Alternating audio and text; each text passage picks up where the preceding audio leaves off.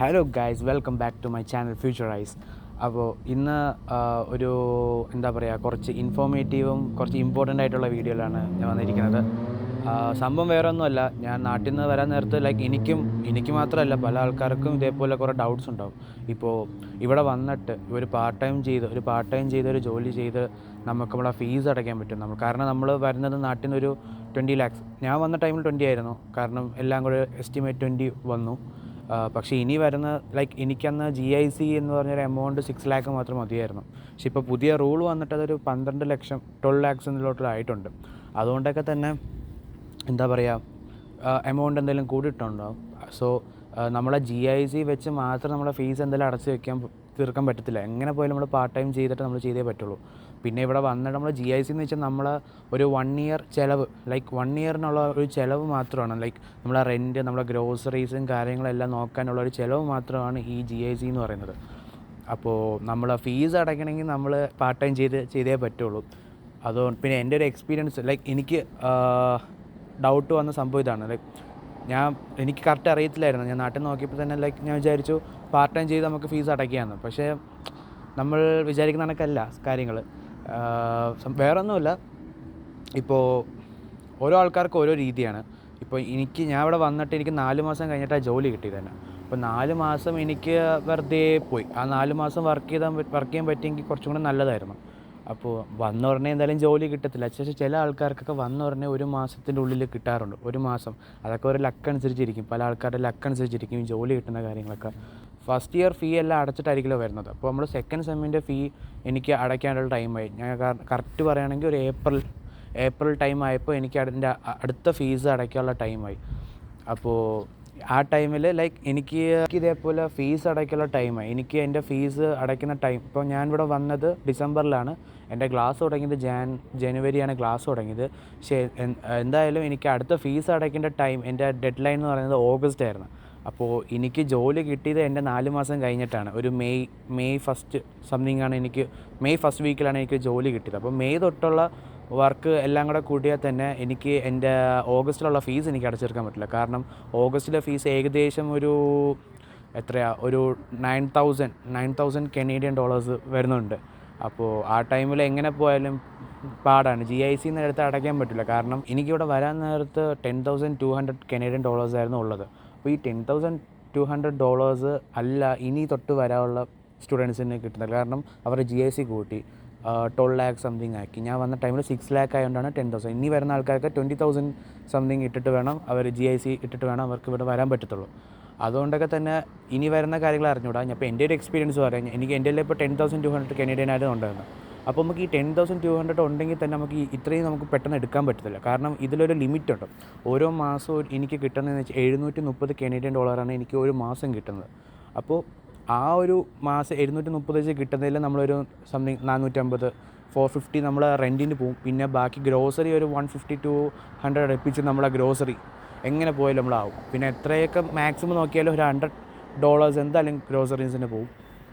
പിന്നെ ഇതെല്ലാം കൂടെ ആകുമ്പോൾ തന്നെ നമുക്ക് ബാക്കി ഒരു സേവിങ്സ് ആയിട്ട് വേണമെങ്കിൽ നോക്കാമെന്ന് പറഞ്ഞാൽ ഒരു 100 കനേഡിയൻ അല്ലെങ്കിൽ 200 സംതിങ് നമുക്ക് സേവിങ്സ് ആയിട്ട് വെക്കാൻ പറ്റും. പക്ഷേ ഈ 200 സേവിങ്സ് വെച്ചാലും നമ്മൾ ഈ പറയുന്ന കണക്കല്ല, വേറെ എന്തെങ്കിലും എക്സ്പെൻസ് ആയിട്ട് എന്തെങ്കിലും പോകും, വേറെ എക്സ്പെൻസും കാര്യങ്ങളൊക്കെ ആയിട്ട് പോകും. അതുകൊണ്ട് ഈ 200 നമുക്ക് പറയാൻ പറ്റില്ല. എന്നാലും നമുക്ക് സേവിങ്ങിൽ നമുക്ക് 200 വെക്കാൻ പറ്റും. അപ്പോൾ ഇത് നമ്മൾ എങ്ങനെ ഇപ്പോൾ ഈ 4 മാസം 200 സേവ് ചെയ്ത് വെച്ചിട്ട് എങ്ങനെ പോയാലും ഫീസ് അടയ്ക്കാൻ പറ്റില്ല. അപ്പോൾ എങ്ങനെ പോയാലും ഇപ്പോൾ എൻ്റെ കാര്യം പറഞ്ഞാൽ നാട്ടിൽ നിന്ന് ഞാൻ എന്താ പറയുക, ഓഗസ്റ്റിലെ ഫീസ് ഞാൻ നാട്ടിൽ നിന്നാണ് ഫീസ് അടച്ച് ഒന്നും കൂടെ നാട്ടിൽ നിന്ന് വരുത്തേണ്ടി വന്നു. ഏകദേശം ഒരു 9,000 കനേഡിയൻ ഡോളേഴ്സ് ഞാൻ നാട്ടിൽ നിന്ന് വരുത്തിയിട്ടാണ് ഫീസ് അടച്ചത്. അപ്പോൾ പല ആൾക്കാരെ തെറ്റിദ്ധാരണ ഉണ്ട്, എന്താ പറയുക, ഇവിടെ വന്നു പറഞ്ഞാൽ നമുക്ക് ജോലി കിട്ടിക്കഴിഞ്ഞാൽ നമുക്ക് ഫീസ് അടച്ചു തീർക്കാൻ പറ്റുമെന്നൊക്കെ. അത് എല്ലാവർക്കും പറ്റണമെന്നില്ല, ചുരുക്കം ആൾക്കാരൊക്കെ പറ്റുള്ളൂ. ചുരുക്കം എന്ന് വെച്ചാൽ പല ഇൻടേക്ക് ഉണ്ട്. ഇപ്പോൾ ജാൻ ഇൻടേക്ക് എന്നുണ്ട്, സെപ്റ്റംബർ ഇൻടേക്ക് എന്നുണ്ട്. ഇപ്പോൾ ഞാൻ ജാൻ ഇൻടേക്കാണ് വന്നത്. അപ്പോൾ സെപ്റ്റംബർ ഇൻടേക്കിൽ വന്ന സ്റ്റുഡൻസിന് അവർക്ക് വേറൊരു രീതിയാണ്. കാരണം ഇവിടെ സെപ്റ്റംബർ ഇൻടേക്കിൽ വരുന്ന സ്റ്റുഡൻസിനെല്ലാം 4 മാസം എന്താ പറയുക, അവർക്ക് ബ്രേക്കുണ്ട്. ഈ 4 മാസം ബ്രേക്കിന് ഇവർക്ക് 40 hours വർക്ക് ചെയ്യാം, 40 മണിക്കൂർ ഇവർക്ക് വർക്ക് ചെയ്യാൻ പറ്റും. പക്ഷെ നമുക്ക് അങ്ങനെയല്ല. നമ്മൾ എന്താ പറയുക, ജാൻ ഇൻടേക്ക് ആയതുകൊണ്ട് നമുക്ക് 20 hours പറ്റുള്ളൂ. നമുക്ക് ഈ ബ്രേക്ക് ഇല്ലാത്തതുകൊണ്ട് തന്നെ നമുക്ക് 20 പറ്റുള്ളൂ. അതുകൊണ്ട് 40 ഒന്നും പറ്റത്തില്ല. അപ്പോൾ നമ്മളിപ്പോൾ ഒരാഴ്ച 20 ചെയ്തിട്ട് കാര്യമില്ല. ഇപ്പോൾ ഒരാഴ്ച 40 മണിക്കൂറൊക്കെ വർക്ക് ചെയ്യാൻ പറ്റുവാണ്. ഇപ്പോൾ സെപ്റ്റംബറിൽ വന്ന് 40 മണിക്കൂറൊക്കെ വർക്ക് ചെയ്യാൻ പറ്റുകയാണ്. അങ്ങനെയൊക്കെ ആണെങ്കിൽ തന്നെ നമുക്ക് ഫീസ് നമുക്ക് എങ്ങനെയൊക്കെ മാനേജ് ചെയ്ത് നമുക്ക് അടയ്ക്കാൻ പറ്റും. ബാക്കി ചിലപ്പോൾ എങ്ങനെ പോലും കുറച്ച് നാട്ടിൽ നിന്ന് വരുത്തേണ്ടി വരും, എന്നാലും നമുക്ക് അടയ്ക്കാൻ പറ്റും. പക്ഷേ ജാൻ ഇൻടേക്കിൽ വരുന്ന സ്റ്റുഡൻസിന് നല്ല പാടായിരിക്കും, ബുദ്ധിമുട്ടായിരിക്കും. കാരണം അവർ 20 hours വർക്ക് ചെയ്ത് എങ്ങനെ പോയാലും അവർക്ക് ഫീസ് അടയ്ക്കാൻ പറ്റില്ല. പിന്നെ വന്നു പറഞ്ഞ ആൾക്കാർക്ക് ജോലിയും കിട്ടത്തില്ല. അതുകൊണ്ടൊക്കെ തന്നെ നമ്മളെ പല ആൾക്കാരും അങ്ങനെ ആലോചിക്കാറുണ്ട്. ഇപ്പോൾ ഇവിടെ വന്ന് നമ്മൾ എന്താ പറയുക, സെറ്റിലായി കഴിഞ്ഞ് നമുക്ക് ജോലി കിട്ടിക്കഴിഞ്ഞ് നമുക്ക് പാർട്ട് ടൈം ചെയ്ത് നമ്മളെ ഫീസ് അടയ്ക്കാൻ പറ്റുന്നു. പാർട്ട് ടൈം ചെയ്ത് നമ്മൾ ഫസ്റ്റ് ഫീസ് എന്തായാലും അടയ്ക്കുന്നത് കുറച്ച് ബുദ്ധിമുട്ടായിരിക്കും, കുറച്ചല്ല അത്യാവശ്യം ബുദ്ധിമുട്ടാണ്. അതുകൊണ്ട് തന്നെ നമ്മൾ നാട്ടിൽ നിന്ന് വരാൻ നേരത്ത് ഇതെല്ലാം നമ്മളൊന്ന് സെറ്റാക്കിയിട്ട് വേണം വരാൻ. കാരണം ഒരു ഫസ്റ്റ് നമ്മൾ അടുത്ത ഫീസ് അടയ്ക്കാനുള്ളൊരു പൈസയും കൂടെ നാട്ടിൽ നിന്ന് കണ്ടെത്തി വേണം വരാൻ, അല്ലെങ്കിൽ ഇവിടെ വന്നു കഴിഞ്ഞാൽ നമ്മൾ പെട്ടുപോകും. അതുകൊണ്ട് അത് സെറ്റാക്കിയിട്ട് വരാം. പിന്നെ ഇനിയിപ്പോൾ എൻ്റെ എക്സ്പീരിയൻസ് അടുത്ത് പറയുകയാണ്. ഇപ്പോൾ എനിക്കിപ്പോൾ ഓഗസ്റ്റിലെ ഫീസ് അടച്ചു, ഇനി എനിക്ക് ലാസ്റ്റ് ഒരു ഫീസും കൂടെ അടയ്ക്കാനുണ്ട്. അതും ഇതേപോലെ ഒരു 10,000 അടുപ്പിച്ച് 10,000 9,000 അടുപ്പിച്ചൊരു എമൗണ്ടാണ് വരുന്നത്. $9,000 അടുപ്പിച്ചാണ് അവർ വരുന്നത്. അപ്പോൾ ആ $9,000 എനിക്ക് അടയ്ക്കണമെങ്കിൽ തന്നെ അത് പറ്റും. കാരണം എനിക്ക് എന്താ പറയുക, മെയിൽ ജോലി കിട്ടി. അപ്പോൾ എനിക്ക് ഞാൻ ജോലി ചെയ്ത പൈസ സേവ് ചെയ്തും പിന്നെ GICയും കൂടെ ആഡ് ചെയ്ത്, ലൈക്ക് ഈ സേവ് ചെയ്യുന്ന GICയും കൂടെ ആഡ് ചെയ്ത് കഴിഞ്ഞാൽ എനിക്ക് എങ്ങനെ പോയാലും എൻ്റെ ലാസ്റ്റ് ഫീസ് എനിക്ക് അടയ്ക്കാൻ പറ്റും. ഒരു $9,000 $10,000 Canadian dollar എനിക്ക് അടച്ചു തീർക്കാൻ പറ്റും. അപ്പോൾ എങ്ങനെ പോയാലും എനിക്ക് ലാസ്റ്റ് ഫീസ് എങ്ങനെയല്ല അടയ്ക്കാൻ പറ്റും. ഒരു $9,000 Canadian dollar എങ്ങനെയാലും എനിക്ക് അടച്ചു തീർക്കാൻ പറ്റും. അതുകൊണ്ട് ഞാനിപ്പോൾ 2 year ഡിപ്ലോമ എടുത്തേക്കുന്നത്. അപ്പോൾ 2 year ഡിപ്ലോമ കോഴ്സിന് എനിക്ക് എങ്ങനെ പോയാലും ലാസ്റ്റ് ഒരു 2 അടച്ചു തീർക്കാൻ പറ്റും. കാരണം എനിക്ക് ഒരു 4 മാസം കഴിഞ്ഞിട്ട് ജോലി കിട്ടിയോണ്ട് പറ്റും. പക്ഷേ ചില ആൾക്കാർക്ക് 1 മാസം ജോലി കിട്ടിയ ആൾക്കാരുണ്ട്, 2 മാസം കിട്ടിയ ആൾക്കാർക്കുണ്ട്. അപ്പോൾ അവരൊക്കെ എങ്ങനെ പോയാലും നമ്മളെ ഫസ്റ്റ് വരുന്ന നമ്മളെ അടുത്ത സ്റ്റെപ്പിൽ വരുന്ന ഫീസ് നമുക്ക് അടച്ചു തീർക്കാൻ പറ്റില്ല, ലാസ്റ്റ് ആണെങ്കിലേ പറ്റത്തുള്ളൂ. അപ്പോൾ ഇതൊക്കെയാണ് ഗൈസ് എനിക്ക് പറയാനുള്ളത്. അപ്പോൾ പിന്നെ ഇനി അടുത്ത ആൾക്കാർക്ക് ഡൗട്ടുള്ള സംഭവമാണ്. ഇവിടെ ആൾക്കാർക്ക് മാത്രമല്ല, ഞാൻ വരാൻ നേരത്തെ എനിക്കും ഡൗട്ടുണ്ടായിരുന്നു. സംഭവം എന്ന് വെച്ചാൽ പാർട്ട് ടൈം ചെയ്ത് നമുക്ക് എത്ര കിട്ടും, എങ്ങനെയായിരിക്കും ഹവർലി പേ കിട്ടുന്നത് കാര്യങ്ങളൊക്കെ. അപ്പോൾ പാർട്ട് ടൈം ചെയ്ത് നമുക്ക് മണിക്കൂറിന് ഇവിടെ മിനിമം പേയ്മെൻ്റ് എന്ന് പറഞ്ഞതെന്ന് വെച്ചാൽ $16 ഈ $16 എന്ന് പറഞ്ഞാൽ ടാക്സും കൂടെ പോയി കഴിഞ്ഞിട്ട് നമുക്ക് 15.50 വെച്ച് മണിക്കൂറിന് കിട്ടത്തുള്ളൂ. അപ്പോൾ ഒരാഴ്ച 20 മണിക്കൂറായിരിക്കും. അതിൽ ഒരു മണിക്കൂർ നമുക്ക് 15.50 മിനിമം പേയ്മെൻ്റ് എന്ന് കിട്ടുന്നത്. മിനിമം എന്ന് വെച്ചാൽ മിനിമം കൊടുത്തേ പറ്റുള്ളൂ, അടുത്ത ഗവൺമെൻറ് നിയമമാണ്. അപ്പോൾ ഏത് കടയിൽ വർക്ക് ചെയ്താലും നമുക്ക് മിനിമം പേയ്മെൻറ്റ് തന്നേ പറ്റുള്ളൂ. അതുകൊണ്ട് കാരണം നമ്മൾ സിന്ന് വെച്ച് കൊടുക്കുന്നതുകൊണ്ട് അവർക്ക് ആ മിനിമം പേയ്മെൻറ്റ് തന്നേ പറ്റുള്ളൂ. 15.50 നമുക്ക് തന്നേ പറ്റുള്ളൂ. പക്ഷേ ഇപ്പോഴത്തെ പുതിയ റൂള് വരാൻ പോകുന്ന ഒരു ഒക്ടോബർ സംതിങ്ങിൽ അപ്പോൾ ഒരു പുതിയ നിയമം വരും. എന്ന് വെച്ചാൽ മിനിമം പേയ്മെൻറ്റ് $17 $17 ആക്കാൻ പോകണം. അപ്പോൾ $17 ആക്കി കഴിഞ്ഞാലും നമുക്കൊരു 16.50 ആ ഒരു പ്രൈസ് നോക്കിയാൽ മതി. ഇവിടെ മിക്ക കടയിലും മിനിമം പേയ്മെൻ്റ് എന്ന് പറയുന്നത് 15.50 $16.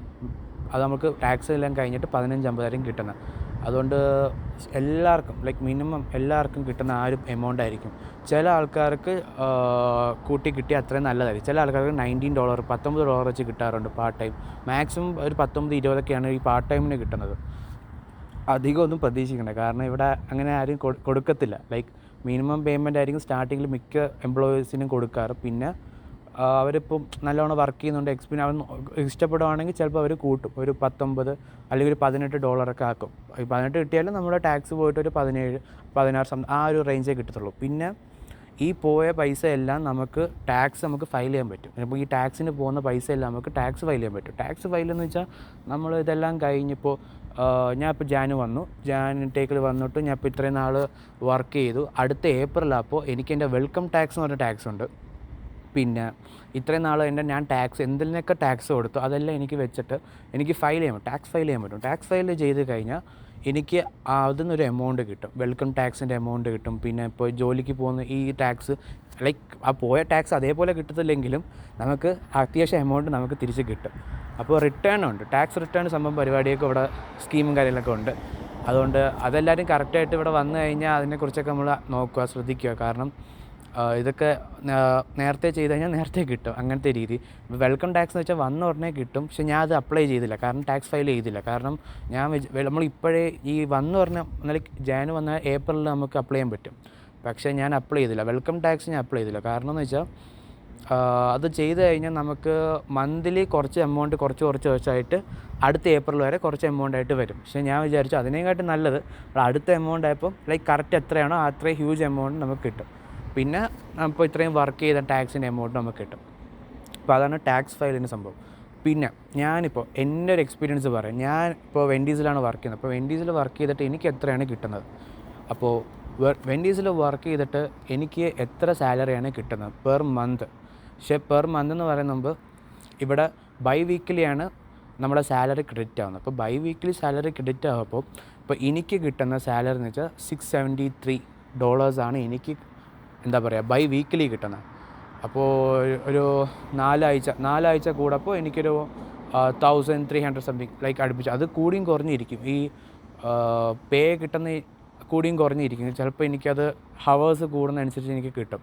ഇപ്പോൾ 20 മണിക്കൂറാണ് എനിക്ക് എപ്പോഴും കിട്ടാറ്. പക്ഷേ എന്നാലും ചിലപ്പോൾ നമുക്ക് 21-22 മണിക്കൂറൊക്കെ കിട്ടും. കാരണം നമുക്ക് 20 മണിക്കൂറേ വർക്ക് ചെയ്യാൻ പറ്റുള്ളൂ എന്ന് പറയുമെങ്കിലും നമുക്ക് 24 വരെ നമുക്ക് ഉണ്ട്. പക്ഷേ അത്രയും അതിൻ്റെ മേളിൽ വർക്ക് ചെയ്ത് കഴിഞ്ഞാൽ നമുക്ക് പ്രശ്നമാണ്.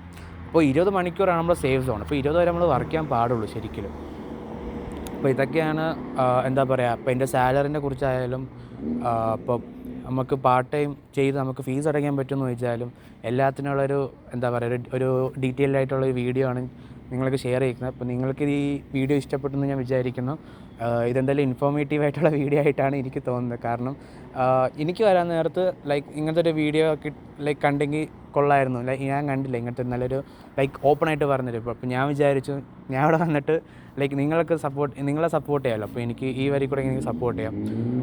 അതുമാത്രമല്ല ഇതൊക്കെയാണ് ഗൈസ് കാര്യങ്ങൾ. ഇപ്പോൾ കാനഡയിൽ വന്നു കഴിഞ്ഞാൽ ഫീസ് അടയ്ക്കാൻ പറ്റുമെന്ന് ചോദിച്ചു കഴിഞ്ഞാൽ പാർട്ട് ടൈം ചെയ്ത് ഫീസ് അടയ്ക്കാൻ പറ്റുമെന്ന് ചോദിച്ചു കഴിഞ്ഞാൽ നമുക്ക് എന്തായാലും ഫസ്റ്റ് വരുന്ന ഫീസ് പാടായിരിക്കും. നാട്ടിൽ നിന്ന് വരുത്തിയേ പറ്റുള്ളൂ. നോക്കുക മാക്സിമം നിങ്ങൾക്ക് പറ്റുമെങ്കിൽ നിങ്ങൾ സെപ്റ്റംബർ ഇൻടേക്കിൽ വരാൻ നോക്കുക. കാരണം സെപ്റ്റംബർ ഇൻടേക്ക് വന്നു കഴിഞ്ഞാൽ ഞാൻ നേരത്തെ പറഞ്ഞ കണക്ക് നിങ്ങൾക്ക് 40 മണിക്കൂർ വർക്ക് ചെയ്യാം. ഒരാഴ്ച 40 വർക്ക് ചെയ്യാം. അത് വലിയൊരു ബെനിഫിറ്റാണ്. നമുക്ക് ഫീസ് നമുക്ക് ഫസ്റ്റ് അടുത്ത് വരാൻ പോകുന്ന ഫീസ് നമുക്ക് അപ്പം മാക്സിമം നിങ്ങൾ സെപ്റ്റംബർ വരെ നോക്കുക. എനിക്കിതിനെക്കുറിച്ച് അറിഞ്ഞുകൂടായിരുന്നു. ഈ ജാനും സെപ്റ്റംബറിൻ്റെ വ്യത്യാസവും ഈ ബ്രേക്കിൻ്റെതും കാര്യങ്ങളൊക്കെ ഒന്നും എനിക്ക് അറിയത്തില്ലായിരുന്നു. അപ്പോൾ മാക്സിമം നിങ്ങൾ സെപ്റ്റംബർ വരാൻ നോക്കുക. അത് വേറെ ഇൻടേക്കാണ്. ജാൻ വന്നു കഴിഞ്ഞാൽ നമുക്ക് ഇതേപോലെ ബ്രേക്ക് ഒന്നും കിട്ടത്തില്ല. ലൈക്ക് കണ്ടിന്യൂസ് ക്ലാസ് ആയിരിക്കും. സെപ്റ്റംബർ വന്നു കഴിഞ്ഞാൽ 4 മാസം ബ്രേക്ക് ഉണ്ടാകും. ഈ 4 മാസം ബ്രേക്കിൽ നമുക്ക് എന്താ പറയുക പൈസയൊക്കെ ഉണ്ടാക്കി നമുക്ക് ഫീസൊക്കെ അടച്ച് സെറ്റാക്കാം. അപ്പോൾ ഓക്കെ ഗായ്സ് ബൈ. അപ്പോൾ നമുക്ക് അടുത്ത വീഡിയോയിൽ ഇനി കാണാം. ഇനി അടുത്ത കുറച്ച് ഇൻട്രസ്റ്റിംഗ് ആയിട്ടുള്ള വീഡിയോസ് ആയിരിക്കും വരുന്നത്. അപ്പോൾ സൈനിങ് അപ്പ് ഫ്യൂച്ചറൈസ്.